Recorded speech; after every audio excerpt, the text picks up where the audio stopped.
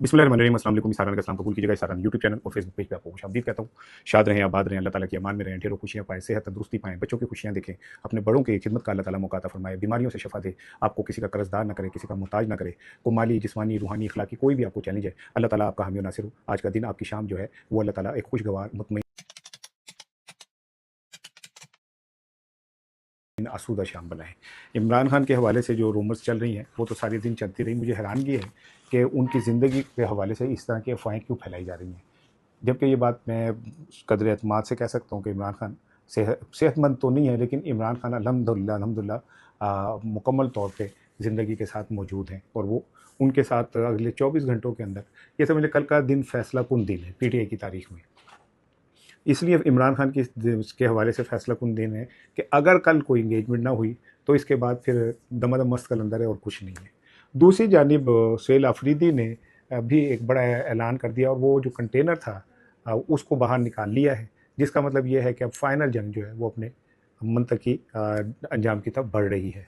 इसमें कोई शक नहीं कि मौजूदा रजीम बहुत ताकतवर है, लेकिन इसमें भी कोई शक नहीं है कि इस रजीम में आहिस्ता आहिस्ता शहबाज शरीफ माइनस होते जा रहे हैं। जो ईरान और अमेरिका के दरमियान मामलात हैं सिर्फ वो दो लोग सॉल्व कर रहे हैं, दो लोगों की टीम है, एक फील्ड मार्शल और एक मोहसिन नकवी।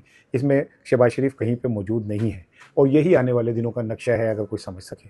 ये तीन इंपॉर्टेंट चीज़ें हैं जो मेरे पास मौजूद हैं, आपसे बात करनी है। सबसे पहले मैं आप बात करते हैं इमरान खान साहब की सेहत के हवाले से।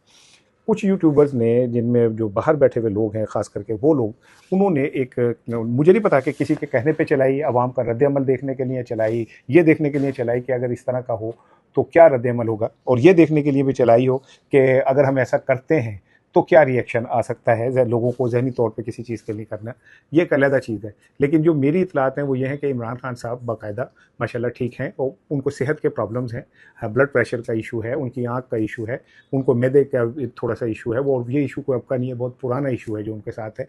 इसी तरह थोड़े बहुत असाब के दबाव के से ये किसी समहाउ उनमें पर रेशा जो है वो भी आ रहा है, लेकिन वैसे इमरान खान साहब जो हैं मुकम्मल तौर पर ठीक हैं। ये मुझे अब कुछ लोगों से जो मेरी बात हुई तो उन्होंने कहा कि ये 100% श्योर मैं बता रही हूँ।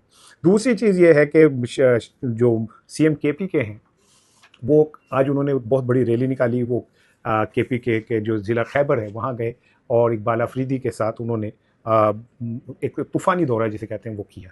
यहाँ पे मैं आपको एक दिलचस्प चीज़ बताऊँ कि वो कंटेनर जिसके मुतालिक ये कहा जा रहा था कि वो कहाँ चला गया, आज़ादी या शहादत, उस कंटेनर को झाड़-झूड़ के, सफाई-शफाई करके, टायर-शायर बदल के, तेल-पानी चेंज करके मार्केट में ले आए हैं। इसका मतलब ये है कि सुहेल आफरीदी अब उस कंटेनर पे बैठने जा रहे हैं और उसके बाद अब पाकिस्तान के अंदर एक, अगर अगर अगर कल का दिन मैं अभी आ रहा हूँ उस तरफ, वो बड़ा इंपॉर्टेंट दिन बन जाएगा, क्योंकि पीटीआई ये बात समझ चुकी है कि अब उनको तसल्लियाँ दिलासों से काम नहीं चलेगा। दूसरी जानिब पीटीआई के अंदर ही मौजूद एक ग्रुप जो है वो पूरी तरह तैयारी में है पीटीआई में बगावत करने के लिए, और केपी के अंदर मौजूद ये जो ग्रुप है ये बहुत तगड़ा ग्रुप है। इसमें बहुत सारे अहम तरीन पीटीआई के लीडरशिप भी शामिल हैं और उसके साथ साथ उनको मेहरबानों की आशीर्वाद भी हासिल है। मैंने कल भी आपसे कहा था कि केपी में सुहेल आफरीदी की छुट्टी करा के और गंडापुर को लाने की तैयारी हो रही है।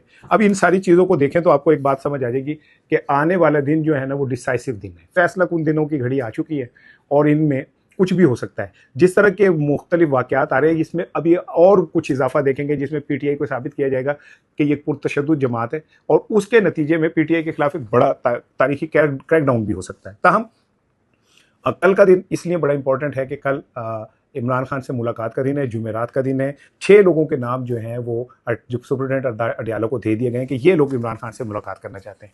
इनमें सुहेल आफरीदी हैं, शाहिद खट्टक हैं, मीना खान हैं, शफीजा हैं, शफकत हैं और अब्दुल सलाम आफरीदी हैं। इन 6 के 6 लोगों का ताल्लुक केपी से है और इसकी क़यादत जो है वो सीएम केपी के सुहेल आफरीदी करेंगे। यहाँ पे एक बात समझिए कि पिछले एक अरसे से इमरान खान को अगर किसी ने ज़िंदा रखा है तो वो खुद अडियाला ने ही ज़िंदा रखा है। अब इस ज़िंदा रखने को आप बहुत सारे मायने दे सकते हैं।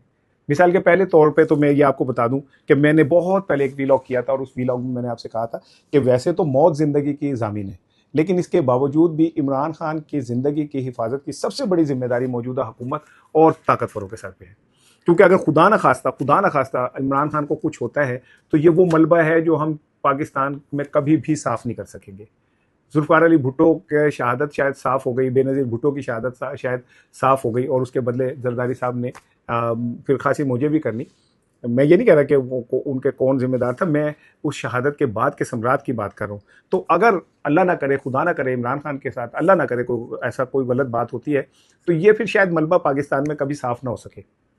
केपी की हद तक तो तय है कि ये मलबा कभी साफ नहीं हो सकता, पंजाब की हद तक भी ये तय है मलबा कभी साफ नहीं होगा, सिंध में और बलूचिस्तान का भी उसी तरह है। सो इमरान खान की ज़िंदगी की हिफाजत की जिम्मेदार तो सबसे बड़ी खुद इस्टेब्लिशमेंट और हुकूमत है। सो इस तरह की कयासराइयों और अफवाहों का मकसद मुझे नहीं पता कि क्या है। मैंने 2-3 एस्पेक्ट बता दिए। हो सकता है कि अवाम की नफ्स को चेक किया जा रहा हो सकता है वो ये देखा जा रहा हो कि इस तरह की कुछ चीज़ हो तो अवाम क्या रद्द-ए-अमल देगी। हो सकता है उन लोगों के जहन में ये हो कि हम इतनी ज़्यादा पैनिक फैला दें इमरान खान के हवाले से कि उसको मजबूरन स्क्रीन पे लाना पड़ जाए, दिखाना पड़ जाए कि नहीं ही इज़ ओके। जो पीटीआई का और इमरान खान की फैमिली का सबसे बड़ा कंसर्न है कि हमें 8 माह से ये नहीं पता कि इमरान खान जो हैं वो किस हालत में है। पीटीआई के वकील उनसे जाके मिले थे, लेकिन वो भी बहुत मुख्तसर सी मुलाकात हुई थी। तो इन हालात के अंदर ये जो कल का दिन है जुमेरात का, ये इस हवाले से अहमियत इख्तियार कर गया कि अगर कल के दिन भी मुलाकात नहीं होती तो फिर पीटीआई के पास सिवाय तसादुम के कुछ नहीं रहता। कल बुशरा बीबी की मुलाकात उनकी बेटी और भाभी से हुई। इस मुलाकात के अंदर बुशरा बीबी ने जो इतलात मेरे तक आई हैं वो ये कि खामोशी से इमरान खान का एक पैगाम जो है वो अपनी बहनों के नाम दिया है, जिसमें डेफिनेटली ज़रा पहले इस बात को समझिए कि देखिए 40 मिनट की मुलाकात होती है बुशरा बीबी की इमरान खान से हर हफ्ते। उसमें वो डेफिनेटली इमरान खान अपनी सेहत के हवाले से, अपनी रिहाई के हवाले से, पीटीआई के फ्यूचर के हवाले से बात करते होंगे और इशारों किनायों में बुशरा बीबी को बहुत सारी चीज़ें कन्वे करते होंगे। बुशरा बीबी को आप ये ना समझे कि वो कोई आम खातून है, आम लेवल की खातून है। बुशरा बीबी एक जिसे कहते हैं इंतहाई ज़ीरक, मामला फ़हम और ज़ीरक हैं। तो इमरान खान जो है वो कहा यह जाता है कि अगर किसी एक शख्स की बात मानता है तो वो बुशरा बीबी है। बुशरा बीबी ने इमरान खान को, उस बंदे को जिसने पूरी दुनिया ही देख ली है, मैं कह रहा हूँ खा ली है नहीं, दुनिया देख ली है, वो अगर किसी जगह आ जाके अड़ जाता है तो इसका मतलब है जिसके पास अड़ा है उसमें कोई कैपेसिटी तो है कि वो अड़ा है। और कहा यह जाता है कि अगर इमरान खान से कोई बात मनवानी है तो बुशरा बीबी को कह दें, बुशरा बीबी मान जाएंगी तो इमरान भी मान जाएगा। यानी बुशरा बीबी इस सतह की खातून है। और आपने देखा होगा 26 नवंबर का जो सानिया हुआ था उसमें अगर गंडापुर बुजदिली ना दिखाता और बुशरा बीबी को ज़बरदस्ती गाड़ी में बिठा के ना फरार हो जाता तो हो सकता है कि 26 नवंबर को कोई बड़ा पीटीआई को स्कोप मिल जाता। लेकिन गंडापुर की बुजदिली की वजह से वो स्कोप जो है ज़ाया हो गया। अभी बुशरा बीबी की मुलाकात इमरान खान से होती है 40 मिनट की। इमरान खान को बुशरा बीबी ये भी बताती हैं, उनकी बेटी और उनकी भाभी जो है वो भी उन्हें इशारे किनारों से ये बताती हैं कि भाई बाहर क्या चल रहा है, पीटीआई की क्या सूरत हाल है, अब सुहेल अफरीदी कैसे सोच रहे हैं, बाकी लोग कैसे सोच रहे हैं, अलीमा खानम क्या कर रही हैं।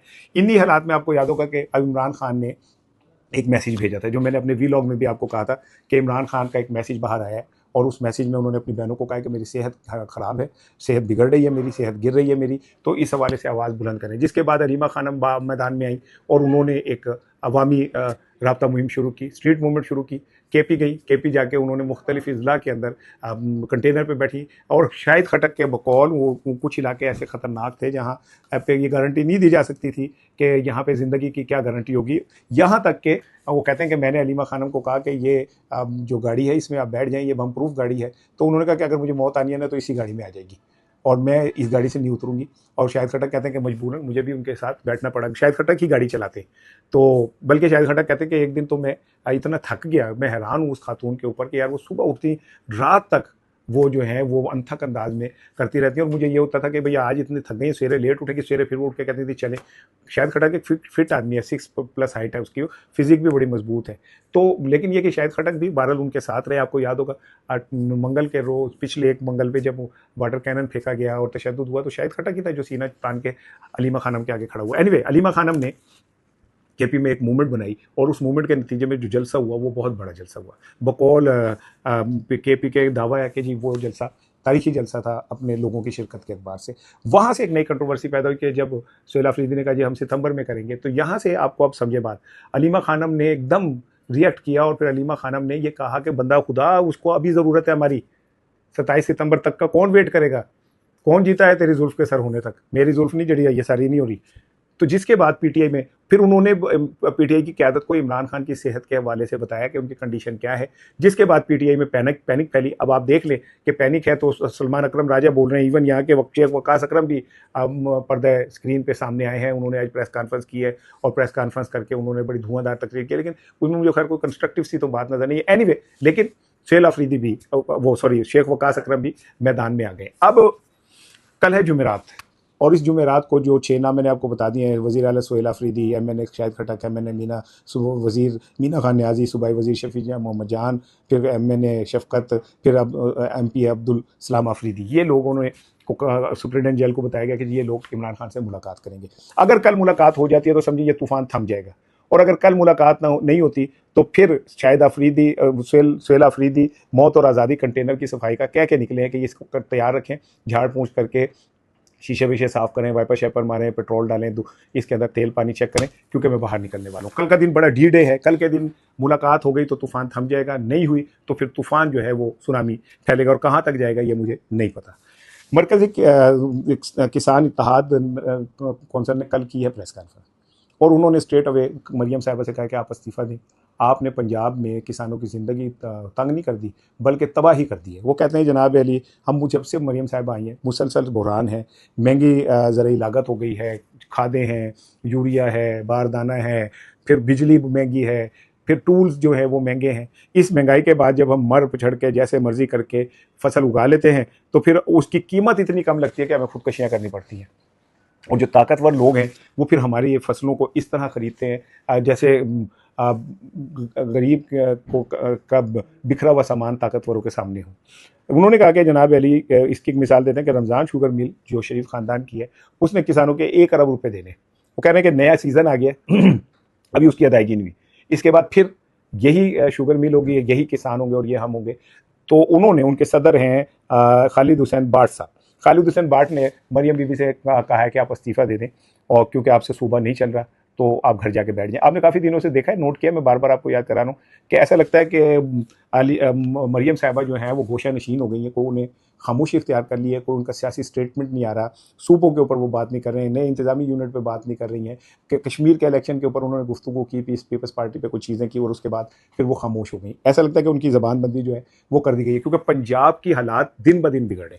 गुड्स ट्रांसपोर्टर्स की हड़ताल अभी जारी थी, तो फिर ऑयल डिस्ट्रीब्यूटर्स जो हैं, पेट्रोलियम वाले जो हैं, वो मैदान में आ गए। उन्होंने 15 अगस्त को हड़ताल का ऐलान कर दिया है। यहाँ से ये किसान मैदान में आ गए हैं, ये भी पंजाब भर में मुजाहरे करने जा रहे हैं। ऐसा लगता है कि पंजाब मुजाहिरिस्तान बनता जा रहा है और मरियम साहिबा के कंट्रोल से चीज़ें निकल रही हैं, और यही वजह है कि मरियम साहिबा और उनके वुज़रा जो है बैकफुट के ऊपर आपको नज़र आ रहे हैं। अब आखिरी का एक चीज़ आप सुन लें जी, इमरान शफ़क़त साहब एक तजिया निगार हैं और बहुत अच्छा तजिया करते हैं। अक्सर मेरी उनके साथ साथी कुंजा हो जाती है, लेकिन नज़रियाती साथी कुंजा होती है।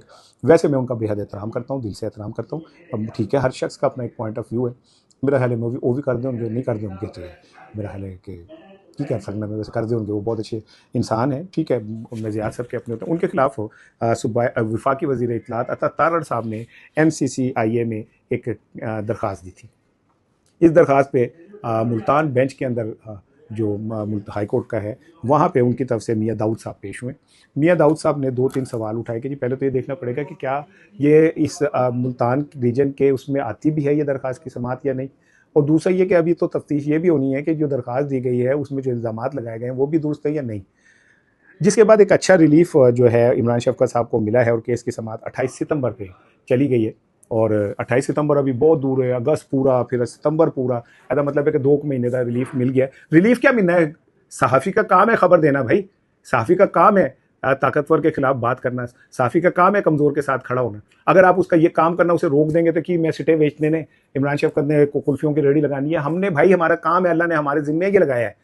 इमाम गज़ाली ने कहा था कि अगर आपने ये देखना हो कि अल्लाह आपसे क्या करवाना चाह रहा है तो ये देखें कि आप क्या कर रहे हैं, उससे समझ लें। तो अल्लाह की रज़ा इसमें है कि हम इस मुश्किल दौर के अंदर हक़ की आवाज़ बुलंद करें, इसमें हमें कोई रोकने की कोशिश करे तो करता रहे। मेरा ख्याल है इमरान शफ़क़त के लिए 2 माह का रिलीफ बहुत बड़ी बात है, और मुझे उम्मीद है कि ये बोगस केस भी ख़त्म हो जाएगा। अस्सलाम वालेकुम।